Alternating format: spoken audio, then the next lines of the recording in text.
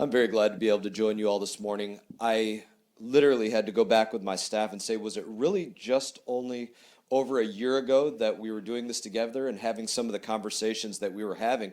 I'm amazed, literally, at the successes that have occurred in just over a year, the work that has been able to be accomplished, under the leadership of Colonel Kelly, who's been a tremendous partner, new members of the South Florida Water Management District Board, the change in direction and the pace at which direction has been moving on all accounts, from the governor's office, from the Florida Department of Environmental Protection, from the communities, county commissioners, city commissioners. Everybody across the board has been moving at an absolutely rapid pace. And I look at some of the conversations that we had pointedly last time we had this meeting. And one of the big conversations that I had, and it was largely an A-B conversation between myself and former executive director of the South Florida Water Management District Board, Ernie Marks. And we were very specifically talking about the levels on Lake Okeechobee and what about those levels could be managed in a more appropriate way, considering that there are discharges to the east and west coast communities of Lake Okeechobee, largely for one reason, that is to protect the integrity of the Herbert Hoover Dike, which was at risk. And if we know that that risk comes at the same time every single year, the wet season of the year, then why are we not more adequately preparing for the wet season of the year and getting those levels on the lake a little bit lower so that we're protecting those communities south of the lake from potential dike breach, from potential flooding, and in turn protecting those communities east and west of Lake Okeechobee from the discharges that can go out to those coasts and the algal blooms that can come with them, the freshwater discharges, the unnatural levels of freshwater discharges that can come with those.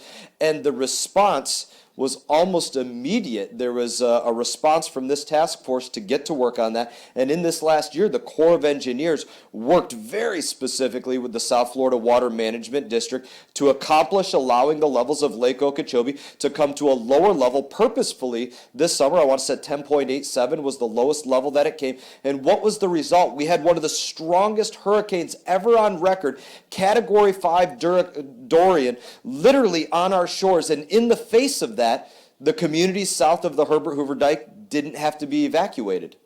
The communities to the east and west of Lake Okeechobee didn't have to receive harmful discharges because of a change in management on Lake Okeechobee. Now, what's another reason that that's so incredibly important? We look at all of these projects and the numbers that were just given by the U.S. Army Corps of Engineers for the cost of all of these CERT projects. The cost to go out there and manage Lake Okeechobee differently, I wish it was a number up there, because the number that would have been in front of that would have been a zero with a dollar sign in front of it, because it costs $0 to manage Lake Okeechobee differently. We didn't have to go through Washington or the Transportation and Infrastructure Committee or other committees to go out there and say, how many years project is it going to take to manage this lake differently? We didn't have to spend 10 or 20 years to build something in order to manage the lake differently. It occurred because of an attitude by this task force of taking nothing for granted, leaving no stone unturned, and revisiting things that maybe were overlooked in the past, and it made a very substantial difference to the ecosystem of South Florida in this calendar year, not just in terms of the discharges, but also, or the discharges that were prevented, but also in terms of, you take West Coast communities that in previous years weren't receiving the discharges that they were looking for good salinity balance, because there was an effort to maintain those higher water levels on Lake Okeechobee during those drier winter months. And in turn, you had West Coast communities that were getting hammered 2 times a year. They were getting hammered by not getting enough fresh water at one time a year, and then getting hammered in the summertime by getting a deluge of fresh water when they didn't need it. And that was something that was avoided by this alteration of management with Lake Okeechobee. So I just wanted to say that the work in this just over a year time frame has been incredible and noticed, and it gives me more hope than ever before as it relates to our ecosystem, along with a number of other things that have gone on. You look at the state level and what's gone on out of the governor's office with the algal bloom task force, and with the work that NOAA's been doing, with the Florida Department of Environmental Protection, and you look at what's gone on with the chief resiliency officer and all of the focus that's being putting on here in Washington, with, although we haven't got those $200 million a year appropriations over the finish line yet, Those are written, codified in black ink on white paper to move through the House of Representatives and through the Senate. If we can just get off of those continuing resolutions up here in Washington, those numbers are agreed upon for the first time in however long to get those dollars moving into this program. We have that momentum. The only other thing that I want to say is a couple cautionary things as we move through this. And some of the cautionary things that I would look at as we look at some of the things that occurred this summer with specifically lowering the levels of Lake Okeechobee was this. There is pushback. There are concerns on all sides, whether you're talking about municipal drinking water supply or agricultural water supply, recreation, irrigation, preventing saltwater intrusion, all of these other considerations that we have beyond the harmful discharges that occur that might contain algal blooms or cyanobacteria or microcystin. In the face of that, I think it's important that we ask one specific question for those that want to advocate for saying the lake was managed too low. And that is this one simple question for anybody that wants to argue that the Corps or the Water Management District worked to manage that lake too low.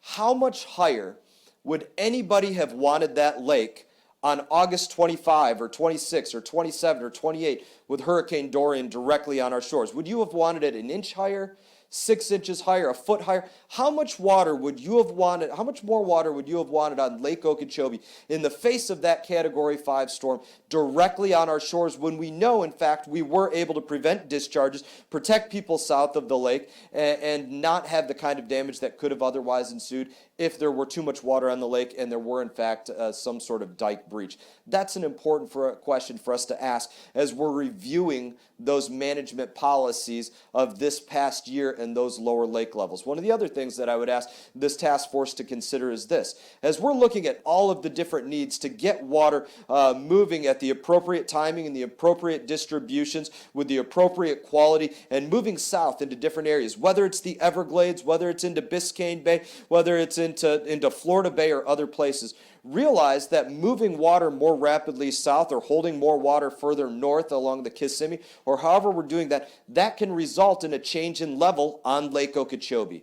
So my caution is this. If we look at where those arguments are coming this year to say we should not have adjusted those levels or worked to adjust those levels on Lake Okeechobee, I think it's important that we recognize it's very easy for those same arguments to be brought into play in the near term as we start to move more water into those other areas. Because if they result in less water being on Lake Okeechobee, then we're going to have the same arguments coming towards us, but under a different mask, for a different purpose, but ultimately because of the same reason, because we're adjusting the level of water on Lake Okeechobee. And that's why I think it's so vitally important that we deal with that issue right now, because of all of these efforts we're making to get water in other places. That argument will absolutely come up again. There's one other point that I want to make on this, and that's what I think is the biggest point of consideration for everything that we deal with here. When we think of any drop of water that falls out of the sky, that is a perfect drop of water. We mess it up. We mess it up when it lands on our beautiful peninsula of Florida and it flows across the ground and it picks up nutrients, and that knife cuts in a lot of different directions. And the thing that I think that we have to look at in terms of this, and this is not to pick at the Corps of Engineers in any kind of way, but to, again, acknowledge this as an accomplishment. We had in this last year the Corps of Engineers make an acknowledgement that they said, you know what, in years past there have been toxic discharges going out to our coasts of Florida out of Lake Okeechobee.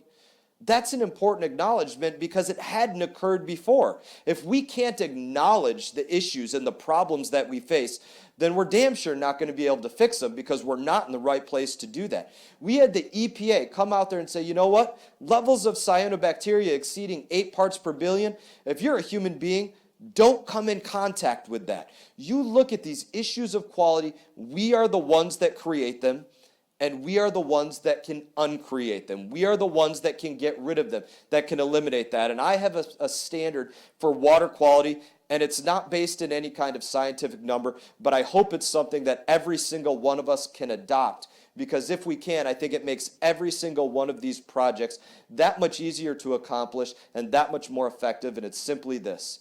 If we wouldn't put it in the bathtub with one of our children, then we better do every damn thing that we can do to make sure that it doesn't end up into any one of our waterways.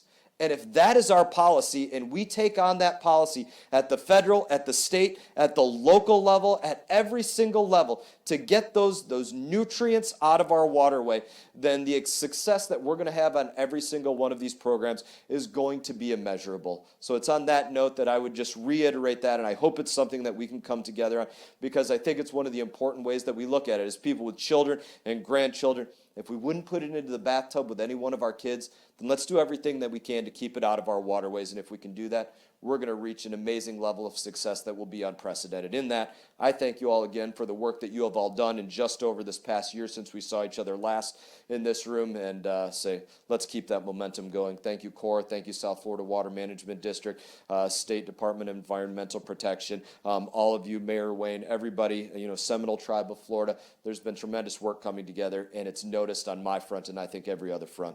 Wish you all the best.